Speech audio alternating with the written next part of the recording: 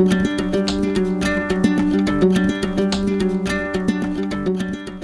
everybody, my name is Officer Tyler. I'm one of the school resource officers with the Worthington Police Department, and I'm assigned to District 518. With summer fast approaching, I wanted to get some information out to our families and to our students to help remind some things about summer safety. I put together a pamphlet, and on the front of the pamphlet, starting off, I have our non-emergency number on there. We can reach anybody at law enforcement 24/7 at that number as well. So if we have things that we need to speak to an officer about or report that's not necessarily an emergency, we can use that number. Otherwise, we do have our 911 available as well. So as we go through the guide here, I put some general safety, understanding for a lot of kids this might be the first time they're staying home for a certain amount of time unsupervised. Might be the first time that they're having to look after a sibling. And with that being said, there's no magic age that you're able to stay home alone or to care for other children. There's some guidelines that we can go off of, but as a parent, we need to consider, have we gone through safety plans with the kids? Do they have access to a device that they can call for help in an emergency? Can they reach you in an emergency? So I put some general safety in there.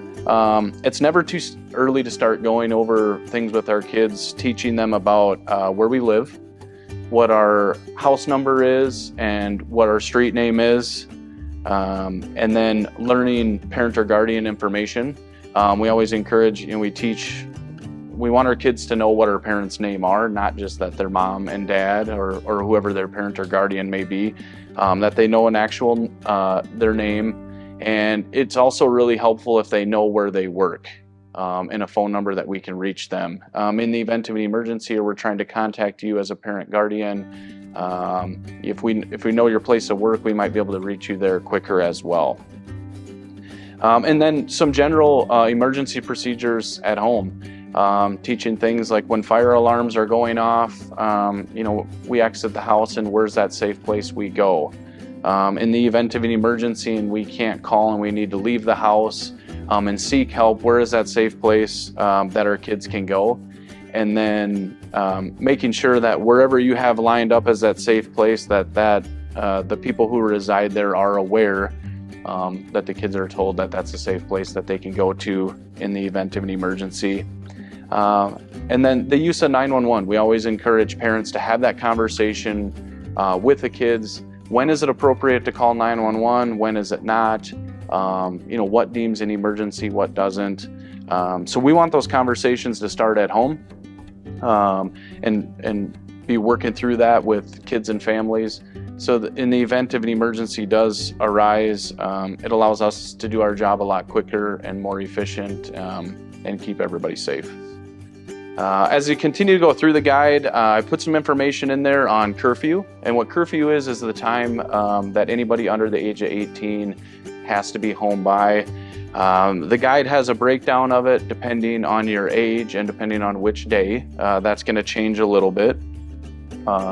And there is exceptions to it. Obviously, if we're to and from work, a religious or sporting event, things like that are fine.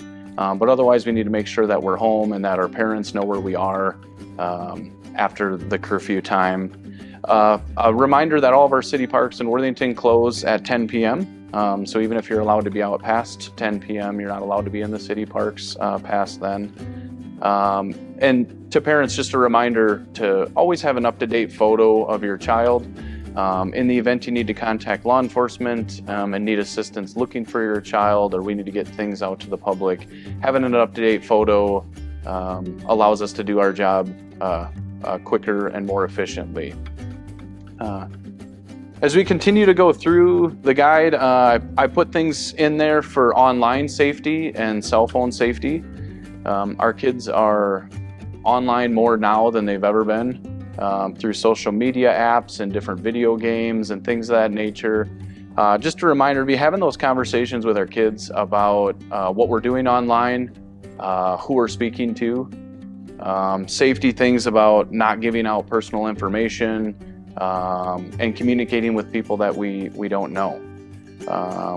And as far as the cell phone, we do encourage people with cell phones, iPads, things of that nature, to have a passcode lock on them for safety reasons. But that should never be something that's withheld from parents. Parents should be in the know about what our kids are doing online.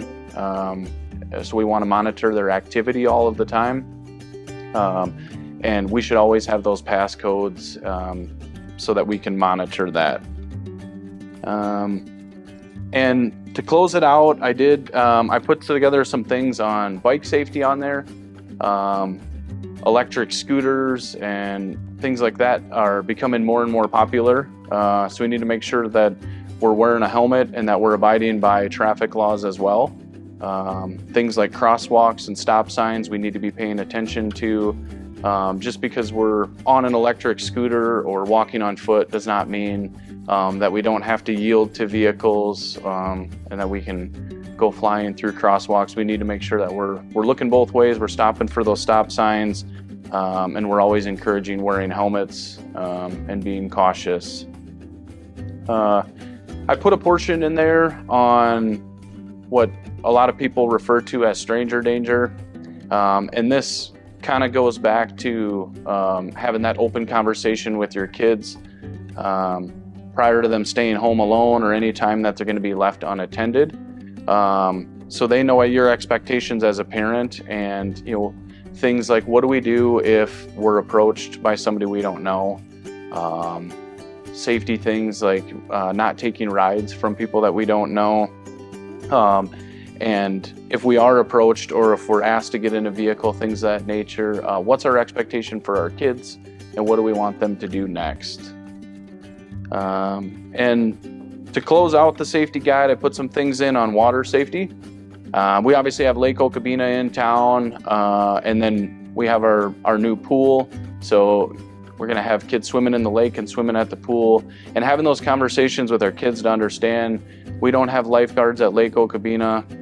Swimming in a lake is different than swimming in a pool.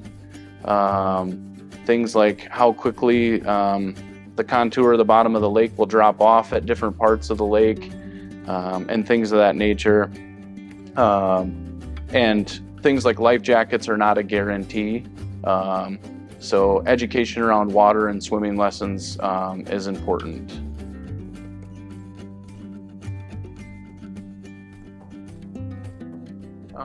So to close out, I just wanted to say, I've had an awesome school year in District 518, getting to know the kids and the families. It's been an awesome experience for me, and I'm looking forward to running into the kids over the course of the summer. And I just wanted to remind them to make sure that they do their part throughout summer. Summer brings awesome opportunities to sleep in, to go to the pool, to have fun. We have a lot of things around town for our kids, which is awesome. But just a reminder to be a good steward of that, to take care of the things like our park equipment, our bathrooms, our pools, our playgrounds, those kinds of things. We want to be good stewards and take care of those so they're there for the next kids. And we want to make sure that we're being a good representation of ourselves, of our family, and definitely of our school. And I hope everybody has an awesome summer, and I look forward to being back next year.